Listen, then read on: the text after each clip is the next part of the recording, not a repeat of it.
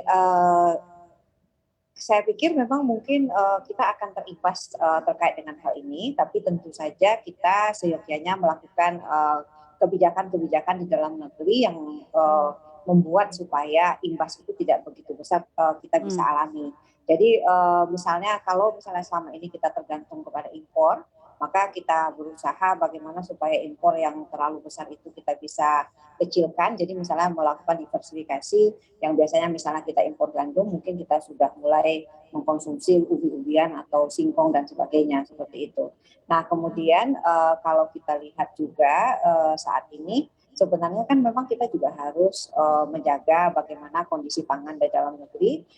Tentu saja kalau kita tahu bahwa kita adalah salah satu negara misalnya, negara pengekspor, CPO yang terbesar gitu ya. Nah, itu juga kita harus mengambil langkah-langkah. Jadi jangan sampai juga bahwa kita melakukan ekspor keluar, tapi di dalam negerinya nanti misalnya harganya akan, menjadi tinggi. Dan India juga sudah melakukan saat ini mulai membatasi untuk ekspor gula, karena memang, mereka tidak ingin terjadi inflasi, yang cukup tinggi di dalam, negerinya sendiri gitu. Jadi memang langkah-langkah kita perlu lakukan terkait dengan hal ini adalah bagaimana ketergantungan kita kepada, impor tadi itu bisa kita kurangi dan kita melakukan kebijakan di dalam negeri sendiri dengan potensi yang kita miliki. Coba kalau kita berpikir bahwa apa sih yang tidak ada di negeri kita gitu ya, kita punya padi, kemudian punya, laut gitu, jadi, sagu dan sebagainya. Jadi dengan potensi yang kita miliki itu saya sangat yakin bahwa seharusnya kita bisa untuk, mengatasi krisis pangan ini,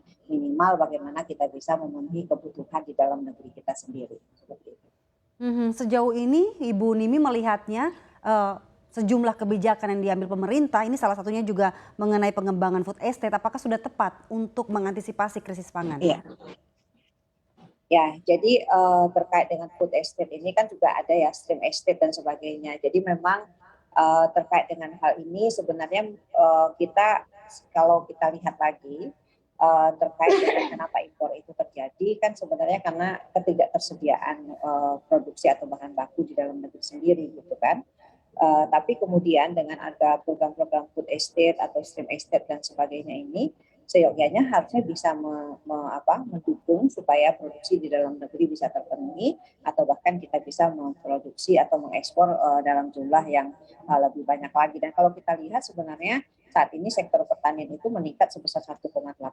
Jadi, rasanya sih ya kalau dengan potensi yang kita miliki dan rencana pemerintah terkait dengan food estate ini juga harusnya bisa memenuhi kebutuhan pangan kita gitu. Tapi tentu saja Mmm. disupport atau didukung dengan kebijakan-kebijakan yang mendukung supaya, produksi tersebut bisa, lebih baik, bisa lebih berkualitas dengan teknologi-teknologi yang, cukup, mendukung dan cukup canggih juga saya pikir. Kalau misalnya terkait dengan apa namanya, teknologi-teknologi yang ada ini di IPB sendiri juga sudah ada inovasi-inovasi yang dikeluarkan oleh, dosen-dosen IPB yang kemudian nanti juga bisa dipakai dalam hal ini, untuk mengembangkan, rencana peningkatan produksi, untuk pangan kita di dalam negeri, seperti itu.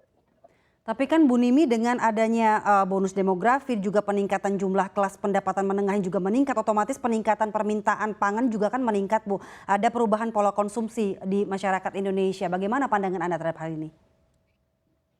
Ya, jadi memang sebenarnya kan krisis pangan ini akan terjadi pada saat permintaan sangat tinggi sekali, tapi tidak mencukupi seperti itu. Nah, kalau misalnya ada bonus demografi, kemudian kita tentu saja harus mempush untuk bagaimana supaya pangan ini bisa terpenuhi atau tersedia. Nah, pada saat dia tidak tersedia, itu kemudian yang terjadi impor kan gitu. Jadi kalau kita bisa lihat kembali ya di negeri kita, yang begitu potensial ini, Indonesia dengan, kalau kita bicara laut berarti kan Indonesia itu panjang pantainya itu nomor 2 setelah Kanada, seperti itu kan. Kemudian, potensi yang lainnya gitu ya untuk, budidaya ikan, kemudian untuk, pertanian, tanahnya yang subur, kopi dan sebagainya gitu. Jadi Mhm. seharusnya sih kita bisa dalam hal ini kalau saya sih lebih bagaimana caranya kita mempush supaya produksi ini bisa ditingkatkan, karena selama Mhm. ini produk-produk kita itu selalu disampaikan atau dikatakan bahwa